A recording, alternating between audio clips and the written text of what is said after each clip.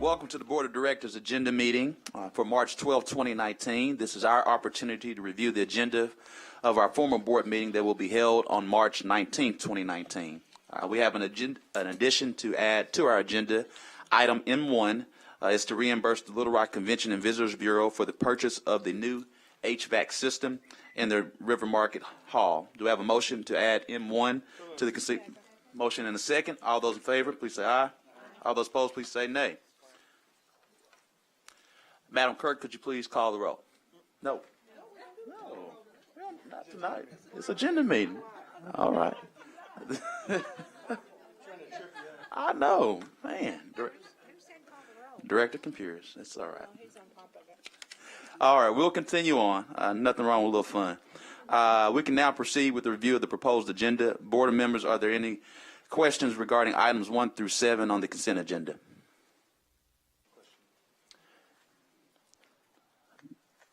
Director Hines. Good. James, I think this will probably be for Mr. Honeywell. It's on Resolution 2 on our resurfacing. Mr. Honeywell.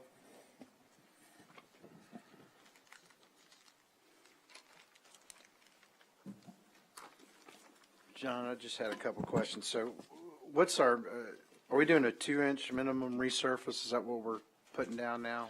Or what's our? It's typically 1.5 to 2 inches. And then I know you and I have discussed this. Are we going to start paying a little closer attention to how much the contractors are grinding off? Certainly, yes. Because, like I said, we talked about it. I think part of it's because we had a lot of wet weather, but I'm seeing stuff on newly resurfaced streets where the pavement's blowing out, where we didn't have water coming through the pavement before, and the only thing I think I could think of was they ground too much of the old pavement away and all that. Right. Either that or the existing pavement that was there was really thin when it was originally put down. So we'll be sure to monitor that better in the future. Thanks. Appreciate it. That's all I have. You bet.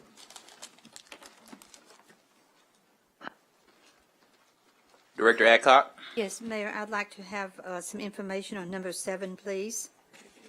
Is this for a new bank location, or what is this for? I'll give a little bit of information, but then we'll ask Mr. Jones to kind of fill in the details. Essentially, this is a part of the Arkansas Economic Development Corporation matched that the city is entering in part to Simmons' new building that they will be encompassing or occupying, the old Axion building, where they'll be including more jobs in that particular area. Okay. Mr. Jones, if you want to add any extra details. Well, Director Adcock, this is similar to a lot of the other economic development projects where investment is taking place in the city, and they can get sales tax rebates back from the state, which also would give them some of the city sales tax rebates. So this will not be a new building in downtown, but it will be a remodeled building? It will be a remodel. Simmons is taking over the Axion building that's just off the interstate, I-30, Okay. and renovating it. Okay, thank you. And Director Adcock, this is a really big deal for our city to do whatever we can to make certain that every building in downtown is occupied with the business. I like for these to be done in public so that the people know that this is a big thing going on in our city too. Yes, ma'am. Thank you. Thank you so much.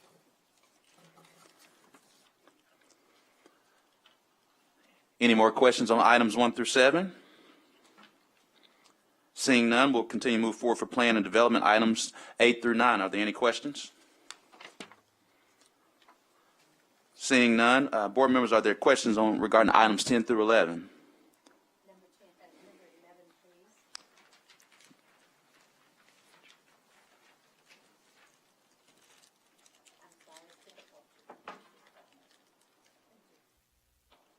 Director Adcock. Number 11, please. Again, this is something that I think is great news for our citizens and with the homeless population, so I'd like to be able to tell them what this is. Yes, ma'am. Mr. Jones, if you would. Could I have a presentation I can do? Yes, sir.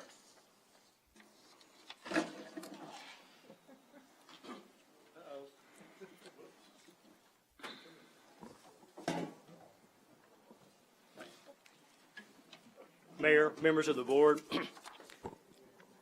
what this is, the The city and Canvas are combining resources to develop a pilot project to help Little Rock persons who are experiencing homelessness have a work opportunity. This program is very similar to the one in Albuquerque, New Mexico. We had the mayor from Albuquerque visit Little Rock sometime last year and talked about what they're doing in Albuquerque, and there's other cities that have established a similar program. And we've worked with a student from the Clinton Center that has been actively involved and has done some research on homeless individuals who actually have been panhandling, and he is responsible for a lot of the majority of the information that's in this presentation. We're calling this pilot project a Bridge to Work, and the idea is to provide day labor opportunities for individuals who are panhandling in our city. Next slide, please, Scott. And you'll see in a recent survey that the Clinton Center did this survey of individuals who were experiencing poverty in Little Rock. 90%, what they show, of panhandlers reported being homeless. They were camping, staying at a shelter, or having another non-traditional living situation. Only 20% of those who panhandled reported receiving any type of social or what we call wraparound services. And none reported receiving any job training, GED education, or any type of housing services. So the issue of homelessness and lack of services from this survey showed 50% of the panhandlers report being verbally harassed, and 10% have been physically assaulted. 70% of panhandlers have no other income. 20% have part-time jobs, and 10% are on other supplemental security income. 80% of the panhandlers report having a long-term disability, while 60% have some mental health issues. And those with a lack of services that you'll see on this bar graph, the percentage that are receiving no services, how many have mental health issues, and food assistance, job training, and so forth. And looking at some panhandling statistics, you'll see the number that, how many hours a day that they say that they panhandle. And in this graph at the top, it gives you an idea of how long that they have been panhandling to get income to help them in their life. The next chart will show how many days a week these individuals say they panhandle. A lot of them do it at least one day a week. And it does offer supplemental income for those who desperately need financial assistance.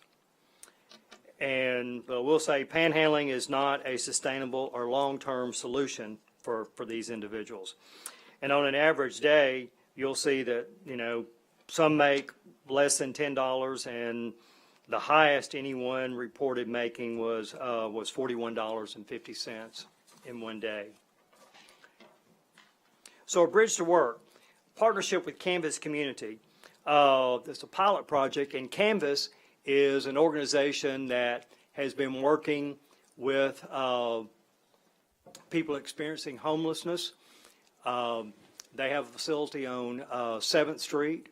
They provide a meal for individuals. They provide that access and are linked to other services of the individuals that they work with. They know a lot of the homeless individuals by name. They're very involved in that community, and also very involved in doing, you know, providing programs of assistance to help those in need. The jobs that we'll be creating will include what we call beautification, trash cleanup, and debris removal. There's a lot of trash that we've experienced throughout the city, and we'll work with Public Works, who will provide locations that we will send the individuals to on a daily basis to pick up the debris and hopefully relieve some of that work from Public Works. The pilot project will run 4 hours a day, 3 days a week, and we'll pay the individuals $9.25 an hour, which would total, if they, $37 a day. In addition, working through Canvas, the participants will receive information on services that can benefit them. Mental and physical health services, job training, education services, housing services, and substance abuse services. We're in the process of executing an MOU with Canvas. The program will begin, we're expecting in April. And again, as I've stated, we'll work with Public Works to designate the daily work locations of this program. Thank you so much, Mr. Jones. I believe we have a question from Director Wright. Thank you, Mayor. I attended that workshop where the mayor of Albuquerque came in and talked about this program. I thought it was very promising. But one thing I noted in their presentation was that they went around to the locations where people were panhandling and picked them up. We will do that as well. We'll do that. Yes, Okay. ma'am. Well, I have an area that the business is there, the area is Shackelford Crossing. Some of the restaurateurs are concerned about their customers being harassed by the panhandlers. And I told them about this program because I had heard we were going to try to do this and that would probably give them some relief. So I would want to make sure that area at Interstate 630, 430, not 630, 430, and at the Shackelford Crossings is an area where we pick up, where we drive the van. We will make sure of that. Okay. And we'll go to different locations, every day. We won't go to the same locations, I don't think, Okay. every day. Well, I won't, But- yeah. Because, Okay. So when I go back to Copeland's, I can tell him I made sure that y'all are going to be one of the sites that we pick up. All right, Okay? thank you. You're welcome. Director Webb.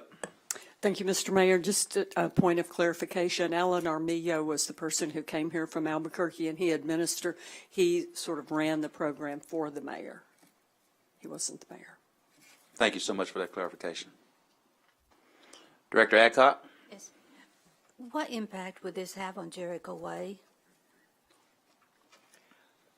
It's it's a separate program from Jericho Way. If there are individuals who are at Jericho Way who would like to participate in this program, then we will certainly utilize those individuals and give them an opportunity to work. Okay. So you're not going to take the vans away from Jericho Way to use on this No, program? ma'am. No, So ma'am. we'll have other vans We available? will have another van. Canvas will provide drivers, and they'll provide the supervisors. They will hire the individuals who will drive the van and pick up the individuals and drive them around to pick up the debris and then take them to locations where services could be provided if needed. Okay. And would this be available to both male and female? Yes, ma'am. And what age? I don't know if we really talked about an age, but it would. I know that we have lots of young people that are homeless also. So is there any thought to giving a date and time maybe that some of the young people could earn some money, because we have homeless people living on the street who are young, who need to be in school, who are not in school? And so are we going to be able to help them earn some money so they can help with their homelessness too? That's a good point for us to look at. We haven't worked out all the details yet. Okay. I was thinking about, when I was in school, there was DEO and DO, where you went to school half a day. And maybe one thing you want to look at is maybe these people could be in school half a day and then still participate in this type of program. Okay, we'll look at that. Thank you. Vice Mayor Wyrick. Thank you. James, thanks for bringing those to us. Many of us have known about this program for a bit, and we're really excited about it. It's finally coming to Little Rock. It's swept across the nation. The results from Cleaner Town, Work for the Homeless, and so I'm real excited about it happening.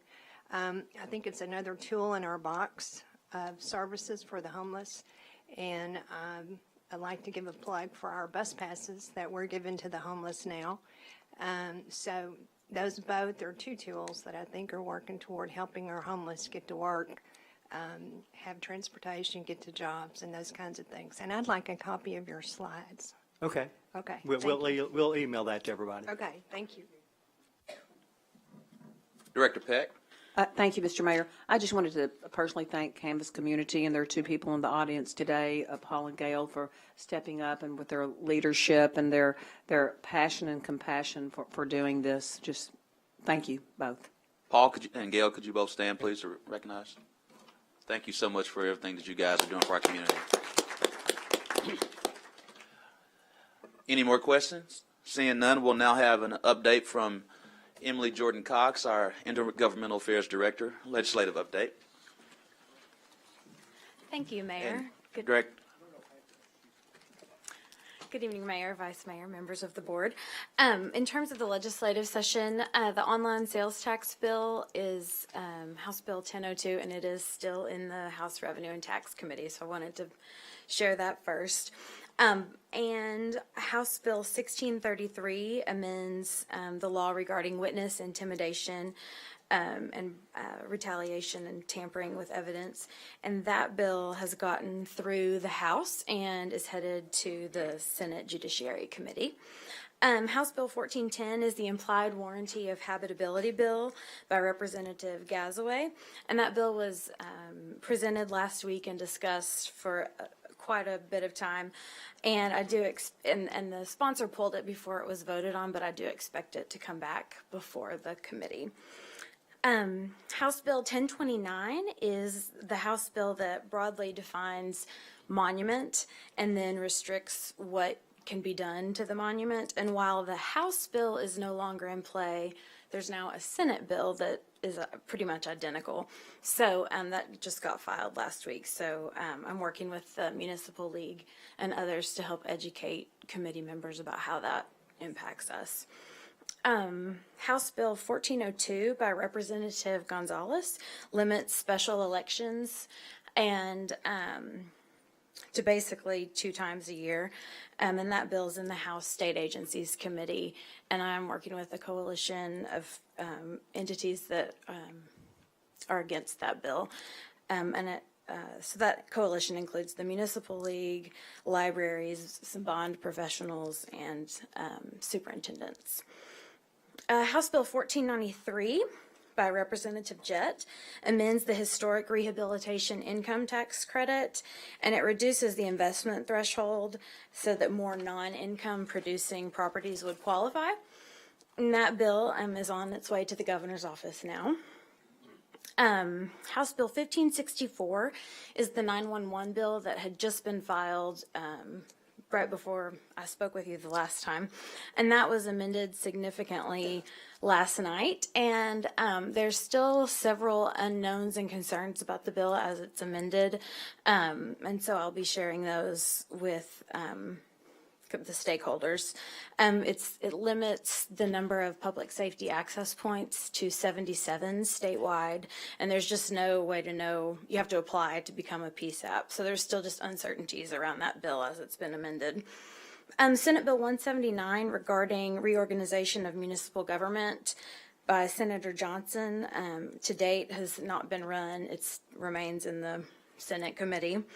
And Senate Bill 411 by Senator Stubblefield to prohibit municipal sanctuary policies has not been run as of about 25 minutes ago. And then also, since last time I was before you, Senator Garner filed a bill to establish temporary or permanent entertainment districts. And that bill is Senate Bill 492. And Senator Garner ran it in committee this morning, and it did not get enough votes to get out of the committee. So I plan to visit with him and see if he intends to bring that back or not. And those are the bills I wanted to report on this evening, and I'm happy to take any questions. Any questions from our board members? Director Campiris? When's my bill going to get out of committee? I can't answer that. I can tell you that Governor's proposed balanced budget assumes that the bill will pass.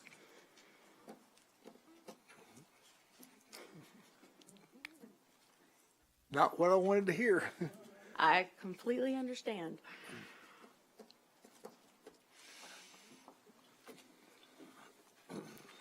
Director Wright.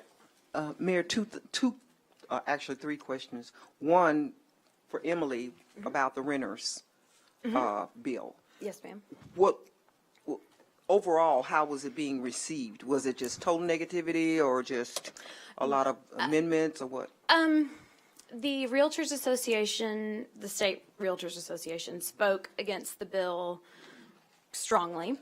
And then Corey Cox with the Attorney General's office testified and said that something needed to happen. He wasn't saying House Bill 1410 was just the be-all, end-all, but something needed to happen. And I understand there's still discussions going on between the Realtors Association and the bill sponsor. So it wasn't completely negative. Okay. But the sponsor did not ask for a vote at that Oh, okay, time. he has not asked for a vote. Okay. Right, he just presented and there were a bunch of people who testified. Anyways, he decided not to have it voted on in that meeting. Okay. All right. Yeah.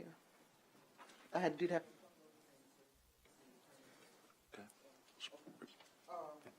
Can you redo it? I thought you were. One of them is for the city attorney. I don't know if the other would be. I got a call from one of my constituents, and as I explained to him, I don't think that this is within our purview, but I said I would ask you. He's very concerned about the commercial sale of paraphernalia that can be used to ingest drugs. Now, I don't know what that entails exactly, but there are items apparently that people utilize to use drugs. And he felt that we, as a board, should do something to stop that from being sold within our city. Director Wright, there are state criminal statutes that make the possession of drug paraphernalia with the intention to use them for illegal purposes a crime already.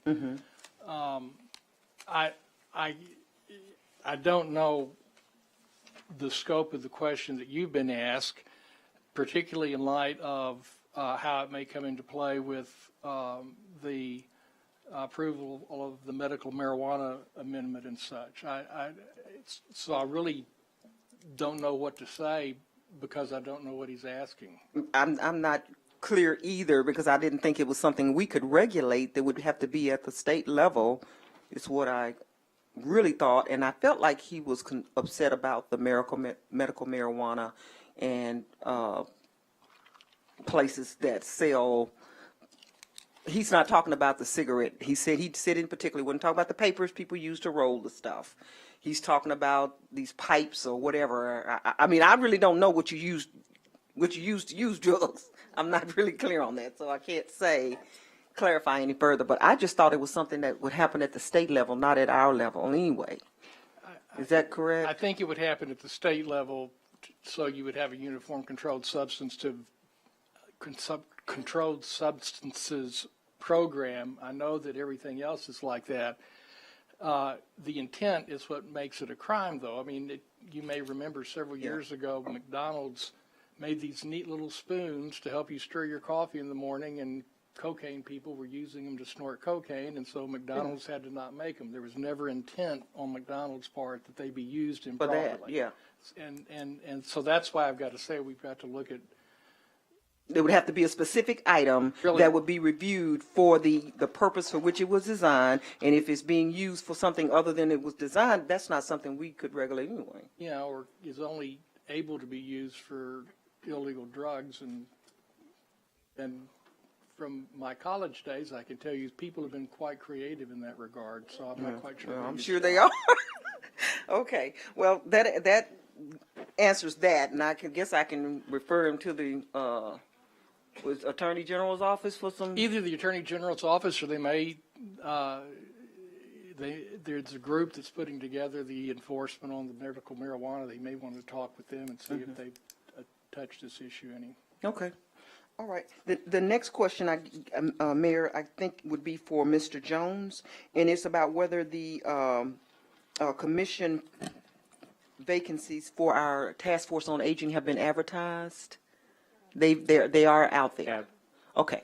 All right. I know I saw something, an inquiry about it, and I want to make sure that they were out there before I told. Okay. Thank you. That's it. Thank you, Director Wright. Director Peck. Thank you, Mayor. I put one of these flyers on everybody's, in front of everybody's chair, and I just wanted to announce publicly that this Saturday, everyone is invited to Trio's Restaurant at 8201 Cantrell for pastries with the police.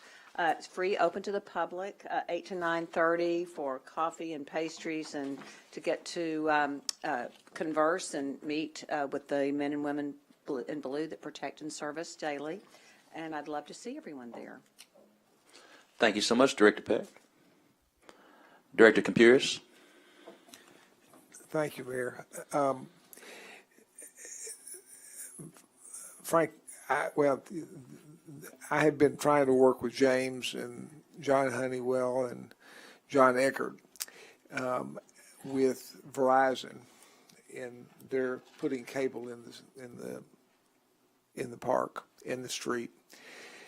But I have to tell you that if they're a first-class citizen, then we're in real trouble in this city. And whoever's doing their work they've done a real bad job in the park. They haven't repaired it, and they have moved from place to place. This weekend I was down there, and there was some graffiti in the park, and found out that because of the way they've done it, they've cut all the lights in the park. So we've got millions of dollars worth of sculpture down there, and we don't have any lights. And I don't know what legally we can do, Tom, but they are not doing a good job. And if this is the first group coming in with the 5G network, then we've got a bigger problem when everybody else wants to come in. And it needs to be something. I mean, on Clinton Avenue, John Eckers has just put in new trees, and I went down one Thursday, and they had dug out around the base of the tree, taken all the dirt out, and the ball was sitting there with no dirt around it. And then they had tried to tunnel under where the bricks are, and the bricks were about this high off the street level, so you were going to trip on it. They came back and fixed it, but it's still about an inch or two off, and it's just a real problem, and I'm not sure how we address it, but I just need to bring it to y'all's attention that it is going on, and it's continuing to go on. And John and John, both Johns have talked to the people, but I'm not sure they're very responsive, and I don't know if legally we need to do something to them or not, or how we do it. Thank you so much, Director Compuris. Director Wright. I want to piggyback on that, Mr. Carpenter, Mr. Eckhart. The Colonel Glenn entry into the West Central Community Center, apparently whoever was putting down that cable dug down and hit our sewer and knocked a hole in it, and apparently that's what backed up our sewer. We had to shut down a couple of days to get that because sewer, all that was backing up into the bathrooms, and it was horrendous, and people had to put on waders, go in the bathroom, clean this up, and they've had that entryway torn up over there, and the Rock Region Metro could not enter from the Colonel Glenn side and exit through the Barrow side, and we pay a pretty penny for that bus service, Mayor, and it's still torn up, John. They got one side open, but it's still a humongous hole there. Are they going to reimburse us for making the repairs, Mr. Carpenter? If we know who did it, yes, we'd ask them to. You know who did it, Mr. Eckert?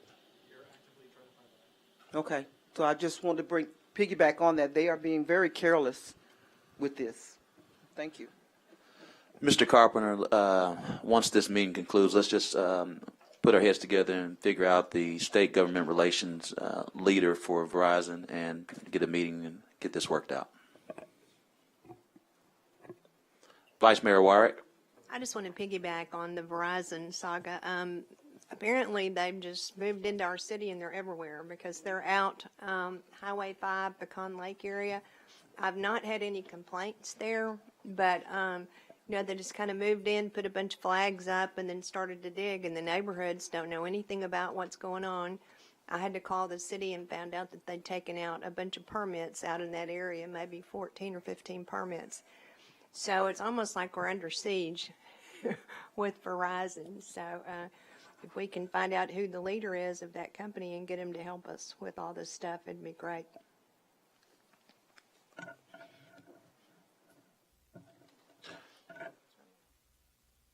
Director Hines. So it may not just be Verizon. AT&T is dropping a tremendous amount of new fiber in the city as well. If you look at those flags, they'll have. It was Verizon. Okay, yeah. So I know AT&T is doing some work as well. No, in my area it's AT&T, and their contractors have been very, very responsive. So I agree. We need to get with our legislative affairs person and find out who the Verizon contact is and get their attention.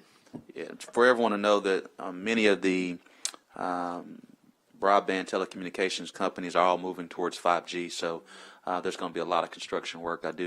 I believe that if and when the Sprint T-Mobile merger completes or is approved federally, I believe it's approved federally already, but if it is approved federally with the FCC, they will begin to work towards 5G as well. So a lot of this could be happening, so it's good that this is coming about now.